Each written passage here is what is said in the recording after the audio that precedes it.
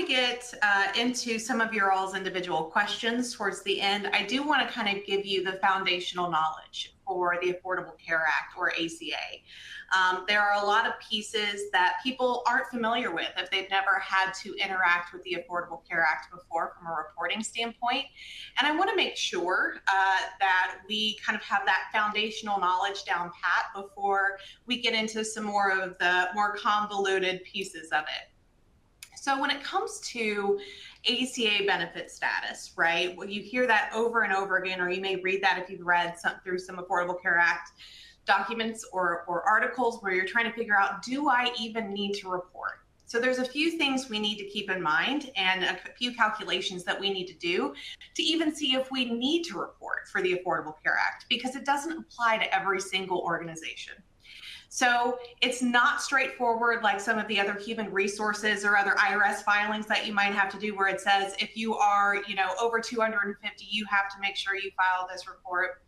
It's a little bit more complex. So we do have to run calculations when it comes to full-time ACA benefit status. Now, what does that mean? Right? So ACA benefit status refers to the current status the employee has the company designated in when it comes to their measurement periods. So we can go ahead and designate someone as full-time. So say we're hiring a full-time IT person that we know is going to be working over 30 hours per week on a consistent basis and is a salaried individual, we know they're full-time. So we don't necessarily have to put them into an ACA measurement period to determine their status. We can designate them automatically as full-time. Now, if you have someone that's maybe more in a non-exempt or possibly hourly role where you're not sure if they actually meet those full-time requirements, you would need to put them into an ACA measurement period. And I'll talk about that a little bit more.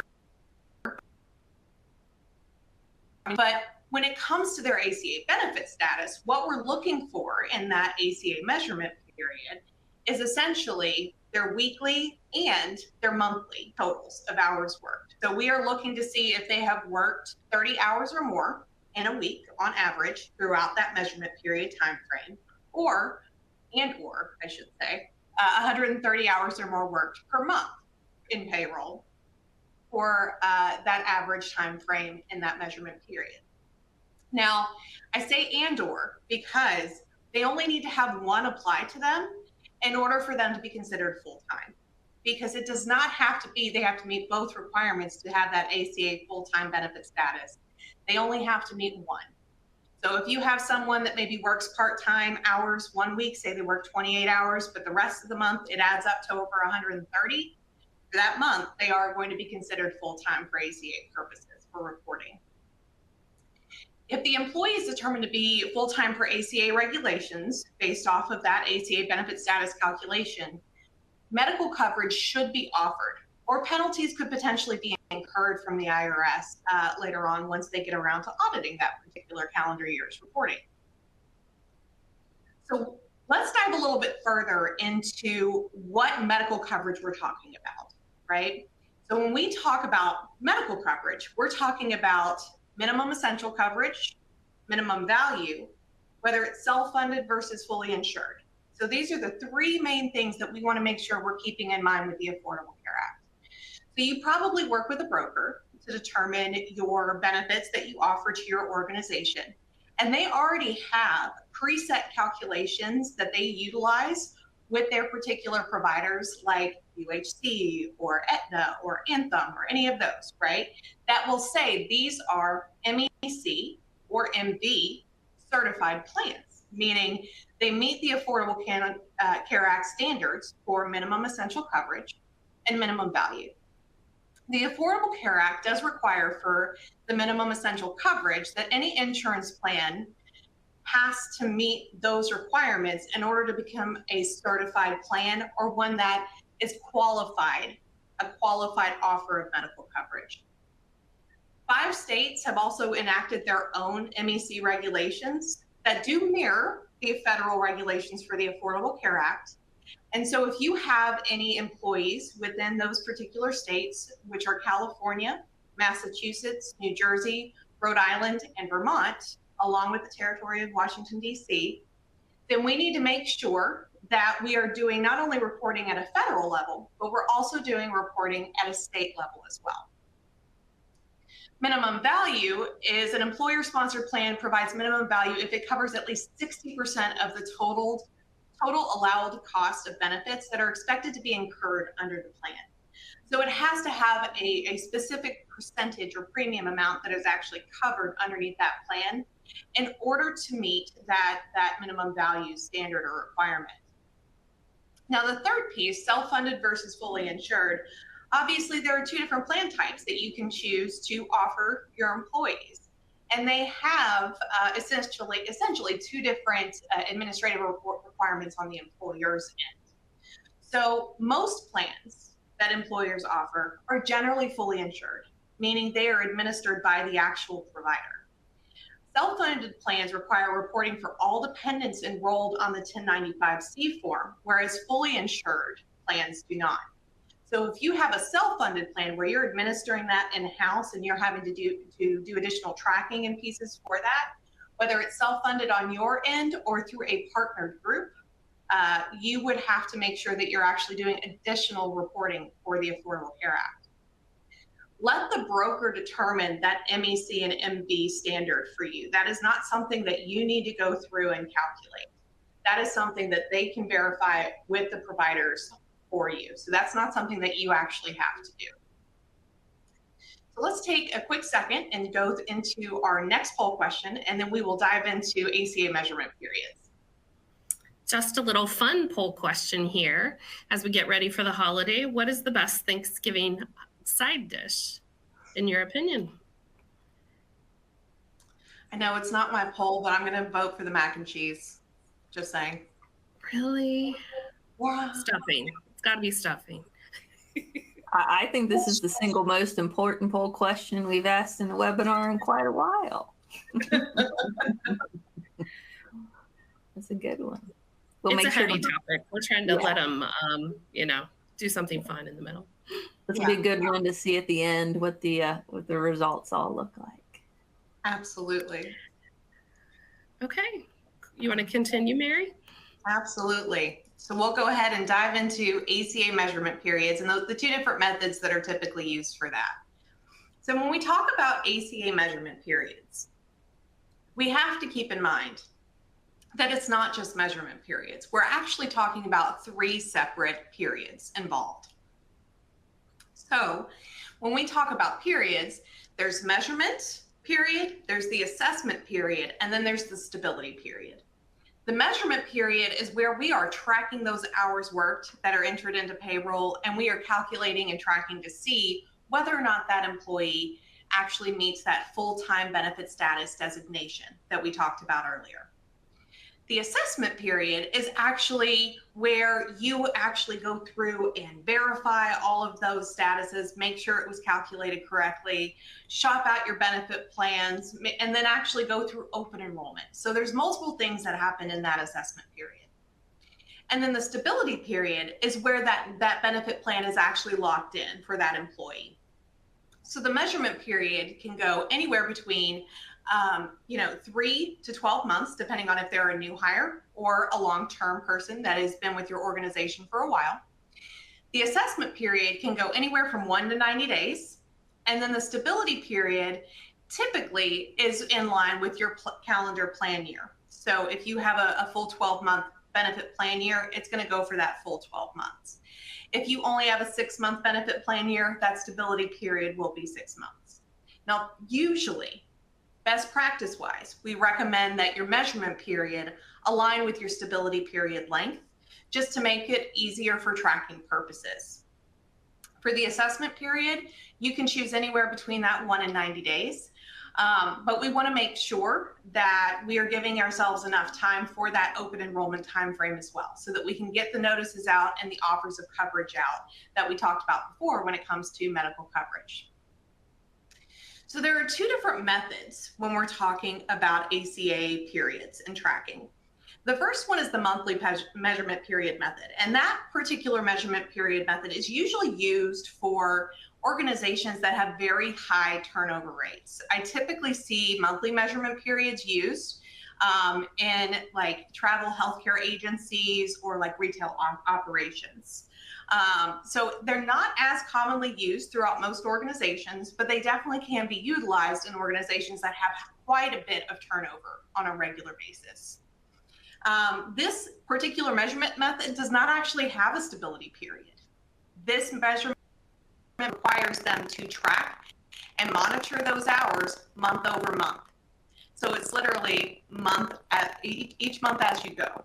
This is not something that you are doing where you're tracking it for a month, doing an assessment period, and then having a stability period for 12 months. It's each month they may fall, be eligible or fall off the benefit plan coverage, depending on how their benefit status changes. The hours are measured each month. And if there are a large number of variable hour, which is also another way of saying part-time employees or possibly even seasonal or temporary employees, this method creates an administrative burden. So if you do have a large number of part-time employees and you choose to go the monthly measurement period method, this is a whole lot of administrative work that you're going to have to do in HR or in finance or accounting if you're the one handling that, to actually track all of that and do all of that ACA benefit eligibility notices each month. So again, variable hour. Mary, sorry, I'm going to pop in real quick here. We're just having a little bit of audio breakup. The one thing I think maybe we want to do is if you want to turn your camera off just for a few minutes here and do it's more of the presentation, and that might free up just a little bandwidth there. Absolutely. Is that better? Not quite. What we might do, this is an idea to kind of give us a little bit of wiggle room here. What we can do is, Mary, I'm going to have you refresh your browser. And while that's happening, and it's going to kind of to kick you out or bring you back in, we're going to do a poll question during that time. So I think, Mary, if you refresh your browser, we'll do a poll question, then you should be right back on after that. All right, so we'll push this poll question, and Patty, if you want to read that. Yeah, absolutely. So the next poll question: all 1095-C forms must be postmarked and mailed to employees by what date? March 3rd, March 31st, or February 28th? Yeah, we'll give take a minute and guess at that. And then Mary, when you're joined back, just let us know, and we can also take a quick peek at maybe the results of the first two poll questions as Mary rejoins us here. So we'll leave this poll question up for just a minute longer. Looks like we're. Can you all hear me better now? Yes, we can hear you good now. All right, so we're gonna jump back up, and if I put us on the wrong slide, Mary, you just let me know, and I will push us back to a different slide.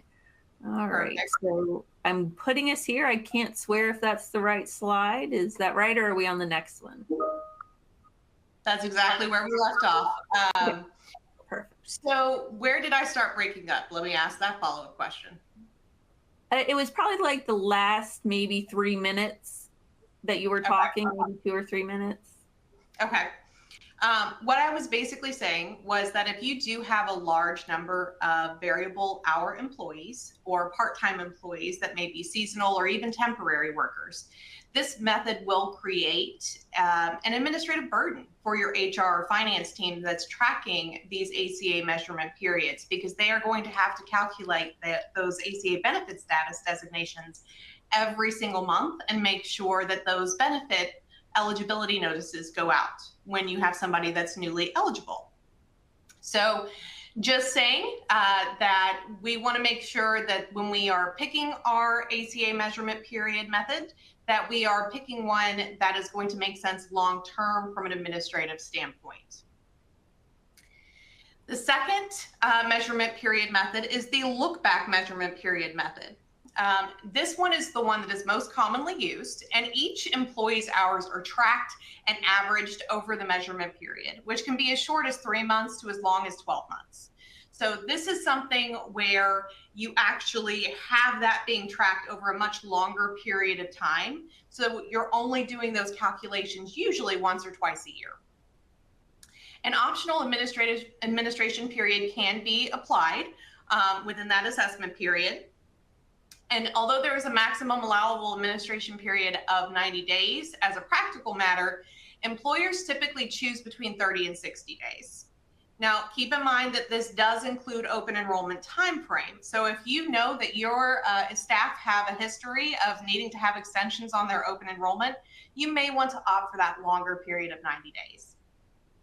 The beginning of the stability period should definitely align with the beginning of the offer coverage effective date. So if you have a standard calendar year plan, we want to make sure that we are offering that as of January 1, when your benefit plan year starts. If you have a mid-year plan, like a July 1st start, we'd want to have that stability period line up to that July 1st timeframe. It's usually a timeframe where those full-time designated employees for ACA purposes are locked in to that full-time role and benefit eligibility. So even if that person drops down to part-time, unless there are significant role and responsibility changes that would actually make that a job transfer, they are still going to be locked into that benefit eligibility through the end of that stability period. So this is something we want to keep in mind whenever we do any type of restructures or adjustments to individual particular roles, so that we can ensure that we are being consistent with that benefit offer of coverage long term. Now, typically speaking, we want to make sure that if we do use the look back measurement period method, we stay in compliance with the overall time frame. So what does that mean? That means that our measurement period plus our assessment or administration period should not be more than 15 months and 20 days. So you can go with a 12-month measurement period, but then you'd only have, you would be able to have that full 90 days. We don't want to, go over that time frame, which some employers were doing at the initial start of ACA reporting back in 2015, and it caused some problems with their reporting. So try to keep it underneath that 15-month time frame. Now, when it comes to affordability methods, right, we've talked about what qualifies as an Affordable Care Act plan. We've talked about how we determine if someone is ACA full-time, and we've talked about how we measure that. But let's talk about safe harbor affordability methods. Now, the Affordable Care Act's rate does change year over year and is announced as far as what that affordability percentage will be year over year. Now, this coming year, it is going to be 8.39%. In years past, it's been over 9%, right? The first year that the most employers had to start reporting, I believe it was at 9.65%.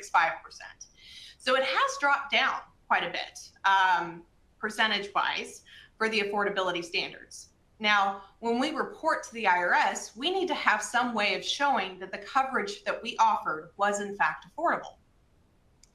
So there are 3 different safe harbor methods that you can choose to use. Obviously, you only want to use one, and I don't recommend switching back and forth year over year. So whichever one you choose, make sure that's one that's going to make sense long term for your organization.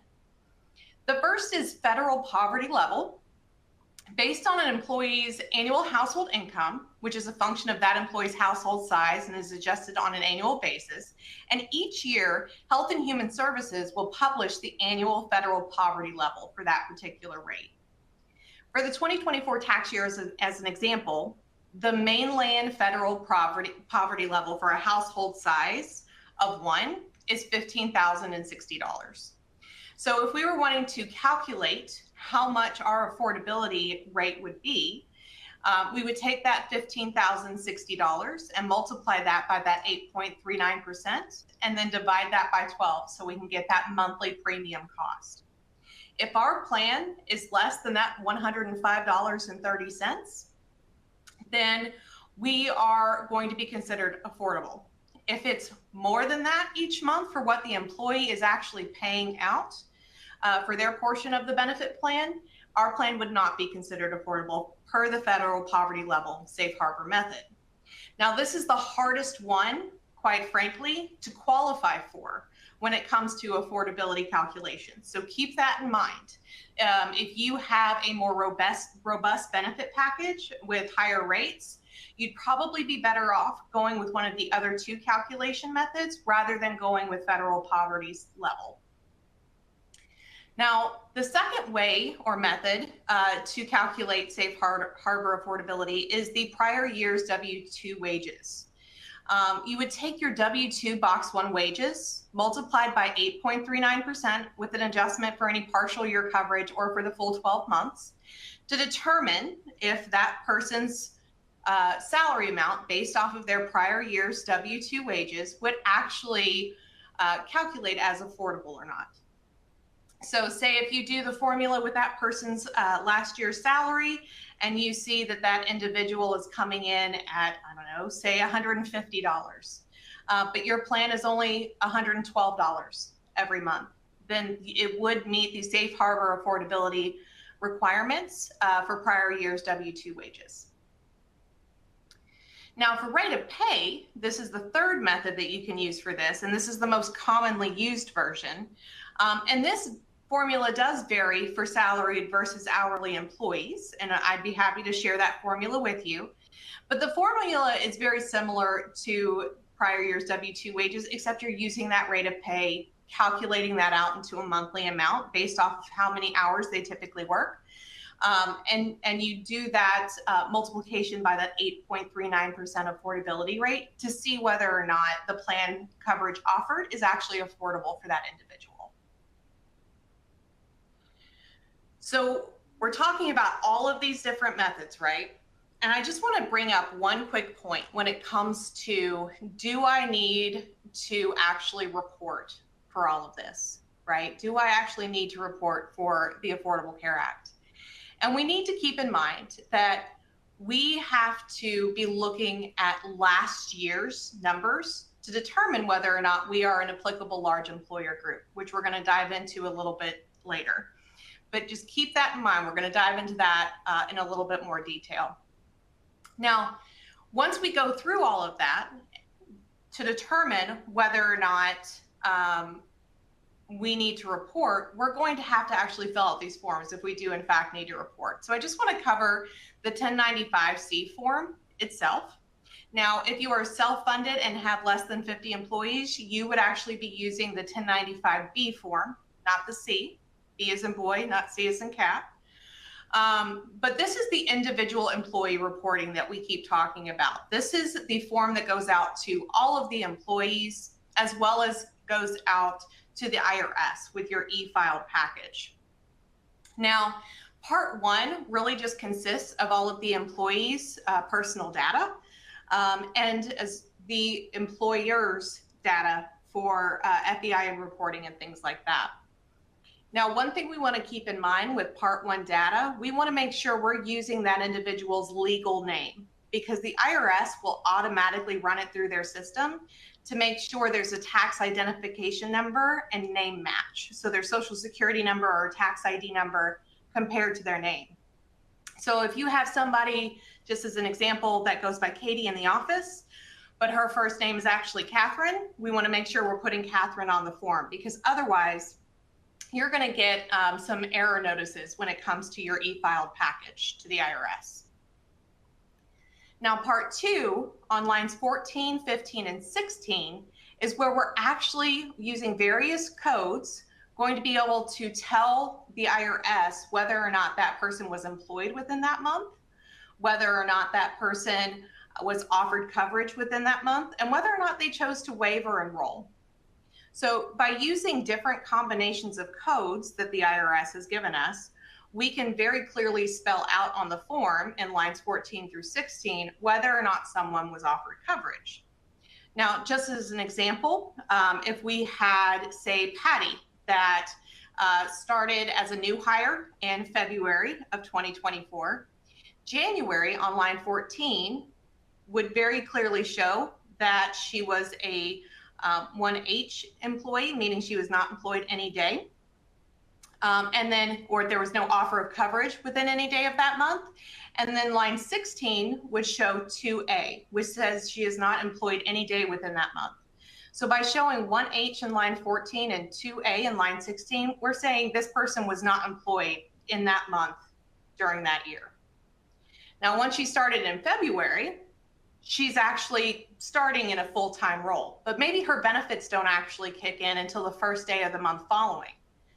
So we're going to show in February that 1H again, that she wasn't offered coverage, but we're going to use on line 16 code 2D as in dog, showing that she was in her limited non-assessment period, or her new hire waiting period, or her measurement period, right? However you want to phrase it. And then in March, once that benefit offer actually kicked in and she's able to enroll, you would see where she was offered 1E, which is coverage that's offered to not only the employee, but everyone within their household, so a spouse and dependents as well, that is meeting the MEC and MV standards for the Affordable Care Act.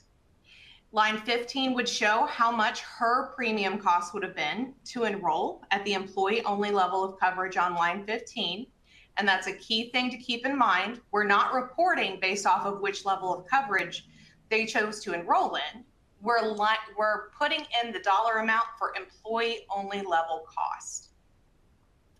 And then on line 16, we would put 2C as in cat, showing that she did in fact choose to enroll, and we would carry that forward through the rest of the year. Now line 17 for zip code, some employers go ahead and fill that out, but you only need to fill that out if you have an HRA-based plan that has additional locality requirements for calculations tied to that. So the 1094-C form is another form that you as an employer have to use in order to e-file all of this package data to the IRS. Now, it is sent along with the 1095-Cs all in one e-filing. And the first part 1 section is going to show all of the employer information and whether or not you're a designated government entity. So it's going to have all the same information that you would have had on 1095-C form for the employer section, as well as that designated government entity piece. You're also going to show whether or not you have any aggregated applicable large employer groups or other FEINs that should be associated with that. And you're going to show whether or not or how many employees you had that were labeled as full-time in each month of the year, as well as how many total employees you had, including your part-time, seasonal, or temporary employees. So you're going to need to have a total year count for both in order to file your 1094-C form. It's really just summarizing all the data that you have on the 1095-Cs in total, plus your total number of employee count.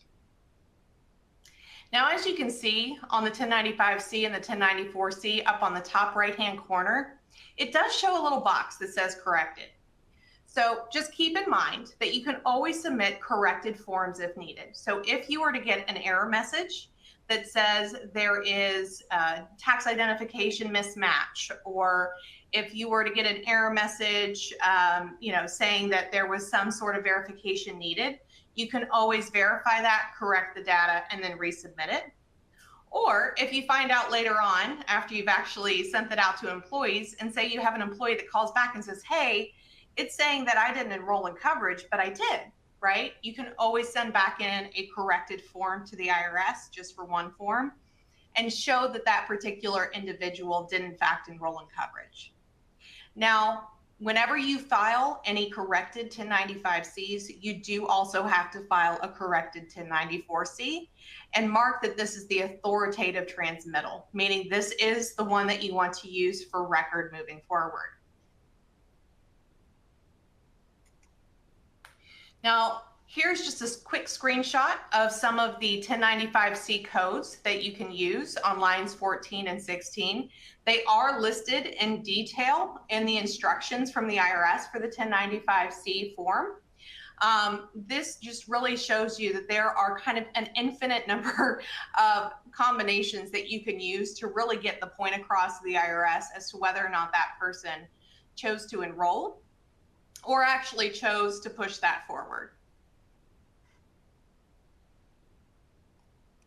Now, is this the one that you all already did? Carrie, just to verify? Yes, we already did that one. Yep. Perfect. Okay. So I will keep pushing forward. So the IRS ACA deadlines, all 1095-C forms must be postmarked and mailed to employees by March 3rd, 2025 for this coming season. So historically, that has been January 31st. You can still definitely get them out by January 31st if you choose to, but you don't have to. The 1095-C forms mailing and postmark date has officially been pushed out to March moving forward. So it is March 3rd, 2025 for this year. If you have electronic filings for your 1094-C and your 1095-C due to the IRS, those are going to be due out by March 31st, 2025. So as long as you have those out by March 31st, 2025, we are good to go. And then employers can file for an extension with the IRS if you need one. Now, the IRS filing requirements, employers requiring at least 10 forms for their employees to be sent out. If they have less than 10 forms, they can be mailed. So depending on where you are located, depending on which state or territory, you do need to mail them in to 2 different addresses, depending on where you're at. So just keep that in mind if you are a mailing version of the 1095-C forms. If you have anything more than 10 forms, you must file electronically. Now, we do offer e-filing services with our ACA reporting system. If you ever need that, definitely reach out to us if you need assistance with any of that. But you can also set that up with your accounting system if you have one in place that has that type of feature. It does need to be tied to the AIR system with the IRS. So just make sure that that's linked up properly with your IT group if you have that ability. And if not, feel free to reach out to Patty or I so we can help you out. So we talked a little bit about ACA form corrections. And I want to make sure that you all understand that you do want to make those necessary corrections and that you create a corrected 1094-C form that will be marked as the new authoritative transmittal. You'll want to send all corrected 1095-C forms with that new 1094-C authoritative transmittal to the IRS. And don't forget to e-file or mail the corrected 1095-C to the employee. I know some employers have an e-file service where it just automatically reprints and mails out to the employee. But if you don't have that, you need to actually physically mail that out to your employee if it's been corrected. Now, when we're talking about applicable large employer groups, there are 2 different types. The first type is that you have 50 or more individuals that are marked as full-time for the ACA benefit status designation. Now, the way that we calculate that is that we're actually going to look back at prior year to see if you have to report. So if your particular organization did not actually hit 50 full-time designated individuals until 2024, you do not need to report for 2024. You're going to need to report for 2025, okay? So that means you need to make sure you have the right MEC and MV plan put in place to go ahead and offer employees starting January 1st of 2025, and then you'll report in March of 2026 for 2025's plan year. If you have 50 or more full-time ACA benefit status employees prior to 2024, and that averages out over the course of 12 months to more than 50, you are considered an applicable large employer group, and you do need to report for this coming plan year. So you will need to report by March of 2025 for the 2024 plan year. Now, there's also an aggregated applicable large employer group, and that aggregated group is where you may have a parent company or sister companies that have common ownership in the ownership entities. That is something that I personally do not determine because I am not a lawyer, but I can tell you whether or not it sounds like you're in an aggregated applicable large employer group. But it's based off of whether or not there is 80% common ownership across the EINs. And if that happens, you do have to, on page 3 of the 1094-C form, mark that you have associated aggregated applicable large employer group EINs that should be looked at together.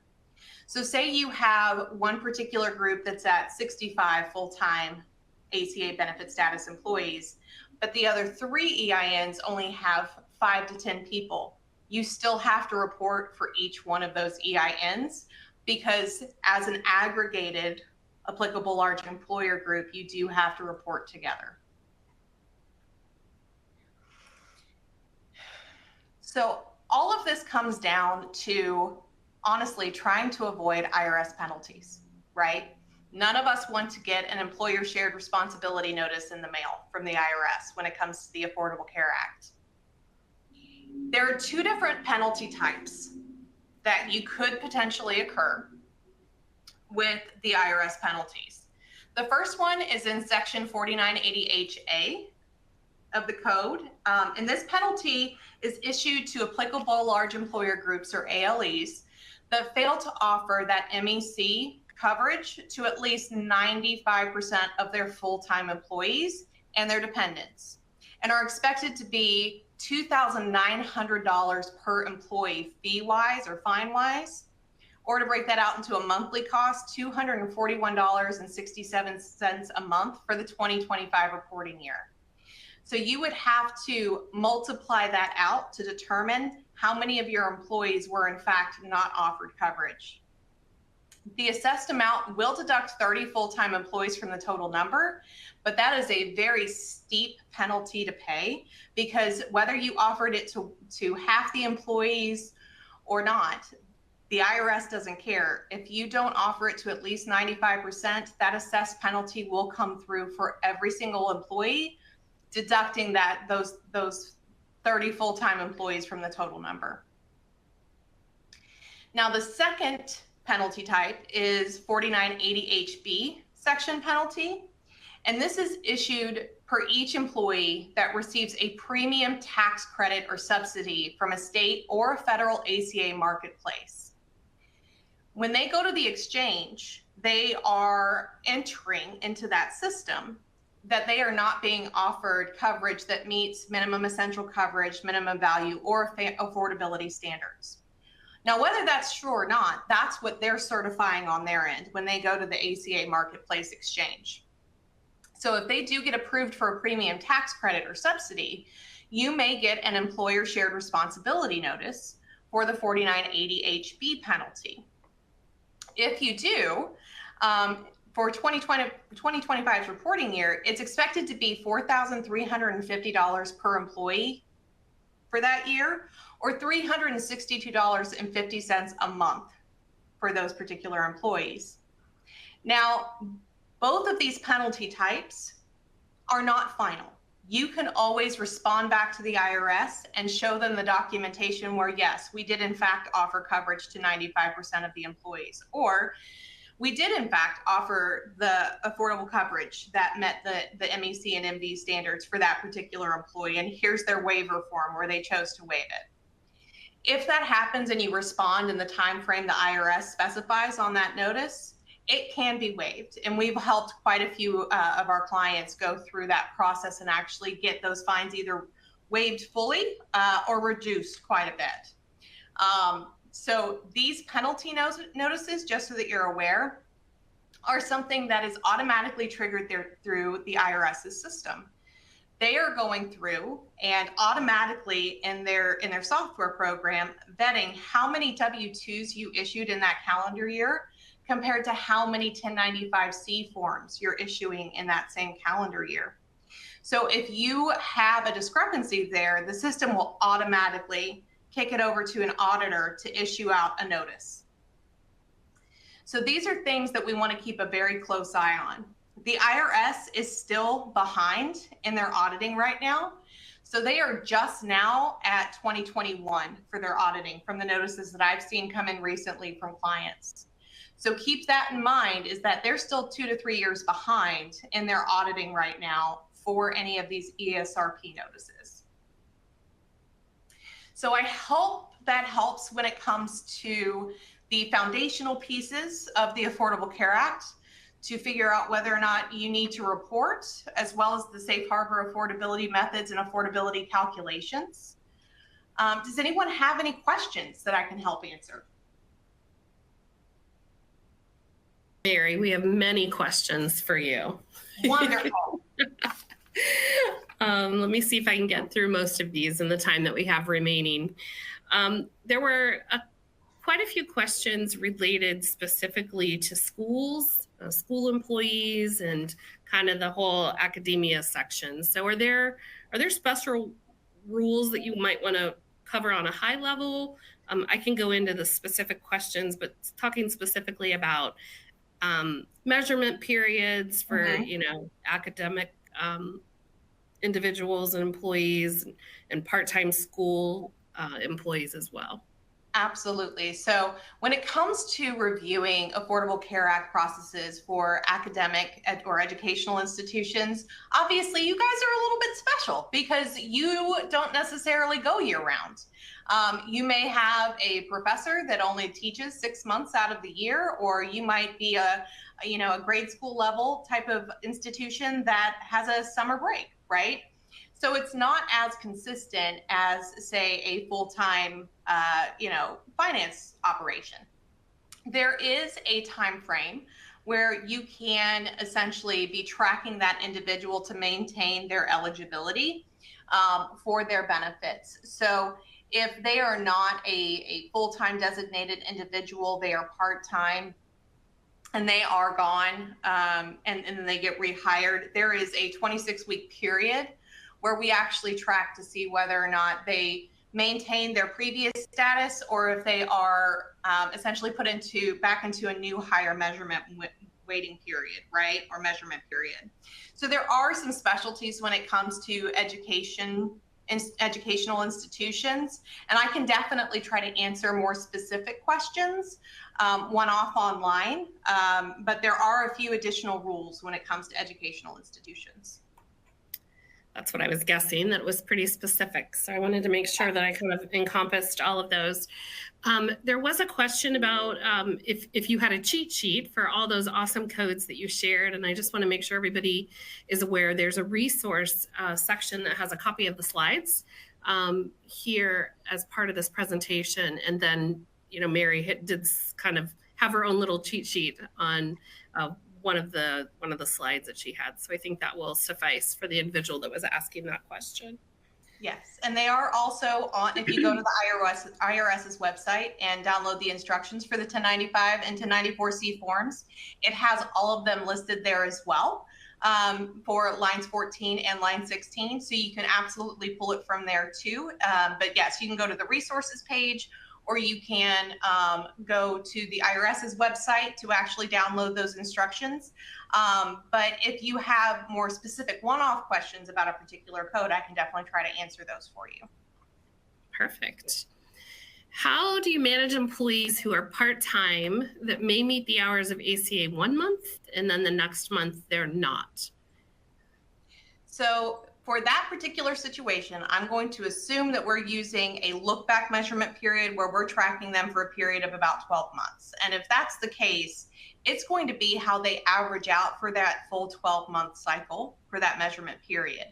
So even if they're hitting that ACA full-time designation for 2 or 3 months out of the year, they're probably still going to average out to a variable or part-time employee, right? So we do not have to offer benefit coverage just because they hit it for 1 month if we're using a look-back measurement method. Now, if we're using the monthly measurement method, then that means they would be benefit eligible for 1 month. And then the next month when we recalculate, if they've dropped back down, then they're no longer benefit eligible. So it does vary with that depending on which measurement method you're using. But typically, that is something that managers and HR or finance would keep a close eye on, just to make sure that if we have somebody that is tracking closer to full-time designation for the year, and we obviously want to maintain them as a part-time employee, if that's the case, then we need to make sure we're watching their hours a little bit more closely. Perfect. And the same things, I think someone made a note in the comments about if someone moves from full-time to part-time, they don't immediately lose coverage because you're still using that same type of measurement period. Is that correct? That's correct. So if they move from full-time to part-time in that same stability period, they would still be full-time benefit eligible, assuming that they still have the same, a similar role with key roles and responsibilities. If they are full on doing a completely different job transfer or a department transfer where they're doing something totally new, that is something that we would need to be upfront with them about and inform them that they will likely no longer be a benefit eligible employee. Perfect. They're referencing limited funding. And the question is limited funding reported as self-insured? Is that correct? It I'm honestly, not familiar with that term. Yeah, no, it honestly varies. So that is one that I would want to research further with the providers to see if this is like just as an example, a SACA plan group where it's a limited funding where they're contributing a portion of it in a group situation where it is still self-funded. So we'd have to do a little bit more research on that one. Perfect. A question about households. Even if the family has, like it's a family of 4, but they only have employee-only coverage, so it's only the one person. How are you calculating affordability in that situation? So with the federal poverty level, safe harbor level, they do it based off of a family of 4, no matter what. Doesn't matter. It doesn't matter. So that is the number that we are looking at for that particular calculation. Whether they have dependents or whether they are just on their own, right? So we just want to make sure that we're aware of what that amount is year over year if we're planning on using the federal safe harbor for poverty level. Perfect. For individuals who are on COBRA coverage, the question was, do you only report COBRA for the year that they were terminated in? That depends on whether or not it is a self-funded plan. If it is a self-funded plan, you will likely still have to report if it carries into a new plan year. Got it. Perfect. For small employers with less than 50 employees, is the 1095 required? Only if you have self-funded insurance. If it's fully funded or no insurance whatsoever, then no, you do not need to report. If you have self-funded insurance, then yes, you would have to report on a 1095 and 1094B as in boy form. Perfect. I'm killing you, Mary. Sorry. They've got great questions. No, you know I love my ACA. What premium amount would you use if you're have 2 different plans that you're offering? If you have a PPO and a high deductible plan, which premium amount do you go with for the? I love this question. You go with the cheapest one. You would go with the cheapest one's employee only level of coverage. So if that's the high deductible health plan, which I'm assuming it is, then that's the one you would use. Perfect. Finally, we get some choice there. Temporary and seasonal employees.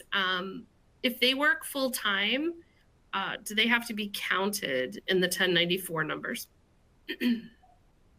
So for the 1094 numbers, it is counting full-time, part-time, seasonal, temporary, all of the above each month. So you would include that in your monthly total for that month. Perfect. Are we required to mail the 1095Cs if we're submitting it electronically through our payroll system? So depending on the payroll system you have, most have an electronic consent form that employees sign off on, basically saying they consent to electronic delivery of all of their documents, whether it be their W-2 or 1095 or pay statements or what have you. So as long as that is in place, you do not need to mail them. If you do not have those electronic consents filled out for your employees or as an automatic acknowledgement that they're filling out in the system when they're onboarded, then you do have to mail them out. Great. I love this question, actually. How does a company prove that coverage was actually offered? And how does a company prove that a plan is affordable? So I'm going to answer the second piece first. So that is a very simple and straightforward piece, because most of the time, according to Affordable Care Act standards, you're just going to have that one solid employee only calculation, and you're already going to have your safe harbor affordability method picked out. So you would very clearly specify to the IRS, we use the rate of pay safe harbor affordability method based off that person's rate of pay, which is whatever that is, times the affordability rate, break that out to monthly cost. And here's what our employee only monthly cost is. That person was in fact offered affordable coverage, right? So you give that a very straightforward calculation back to the IRS.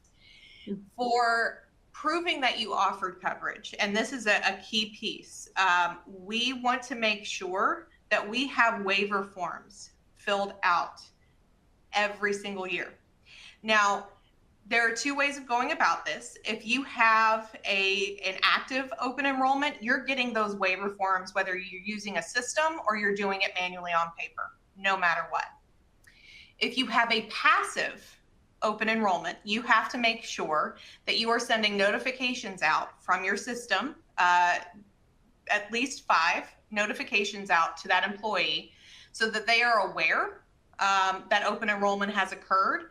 And you need to make sure that your system is set up to automatically flag on that last day of open enrollment that they chose to waive. So having that benefit waiver form, whether it's a passive open enrollment and that person chose not to log in and enroll, or whether it's an active open enrollment and they're actually signing off or acknowledging a benefit waiver, that is your documentation to the IRS that you did in fact offer them coverage. Perfect. How long should we keep records of proof of coverage and affordability? I would keep it at a minimum for 4 years, just because the IRS has historically been 4 years behind in auditing those records and sending out those ESRP notices that I mentioned. So for a minimum of 4 years from an ACA standpoint. Got it. Here's a little bit of a detailed one. We have some employees who are truly part-time. They work up to 24 hours a week. Even though they are not full-time, we do offer them coverage. They pay more for the coverage than our full-time staff. So we've got, kind of a different cost share.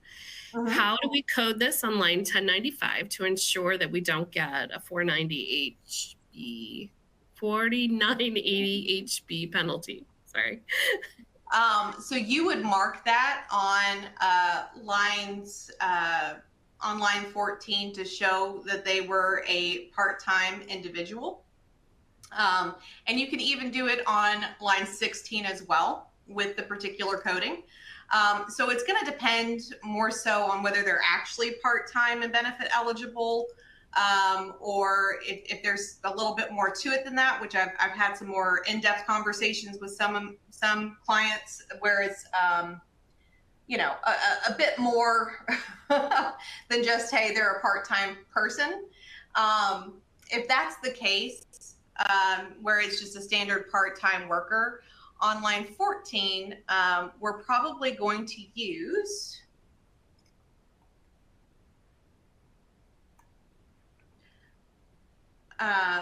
code 1G, G as in go, where you're saying that that person was not a full-time employee for any month of the calendar year. Now on line 16, you could also use code 2B to show that that person was either terminated or not full-time within that particular month. So say if you have somebody that transitions from full-time to part-time, just as an example, that transition month you would and further you would use code 2B on line 16 to reflect that that person transferred over to a part-time position. Wonderful. Great information. Do you have a good cutoff date for when a termed employee gets a 2B or 2A in the month that they were termed? It's going to depend on your plan rules more than anything else, because some plans terminate on the date of terminate coverage on the date of termination, and some terminate on the last day of the month. So if it terminates on the last day of the month, you don't actually need to use code 2B as in boy. You would just use code 2A on the next month. If it is a mid-month, termination of coverage, then that's when you would use 2B is in the month that they actually terminated. Great. I love this. It's like trivia night. Just a couple more. We really don't, we're running out of time here, unfortunately, but these questions are wonderful. And Mary, you have so much information. Thank you so much for sharing. If our plan is not considered affordable, which safe harbor should we use? So if your plan is not considered affordable, you're not going to use any of them. You're basically going to leave that line blank on line 16, which tells the IRS that you offered them coverage, but it was not affordable coverage. So if you do that, you should fully expect an ESRP notice to be coming to you within the next couple of years. We'll look forward to that mailing, of course. Yes. I do want to add a caveat to that real quick. So yeah.